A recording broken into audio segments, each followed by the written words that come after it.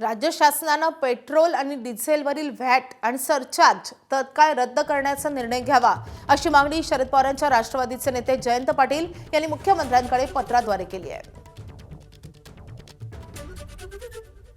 ही अभूतपूर्व परिस्थिती आहे, अशी पूर्वी कधी परिस्थिती नव्हती की ज्यामुळे राज्य सरकारने देखील आपण आपल्या महाराष्ट्रातला डिझेलवरचा पेट्रोलवरचा कर जर कमी केला तर हे पेट्रोल डिझेल स्वस्त होईल आणि त्याचा परिणाम त्याचा लाभ सामान्य नागरिकांना महाराष्ट्रात होईल आणि म्हणून राज्य सरकारने कर कमी करणे किंवा कर शून्यावर आणणे पेट्रोल डिझेलचा काही काळ हा ऑप्शन ताबडतोब एक्सरसाइज केला पाहिजे, अंमलात आणला पाहिजे।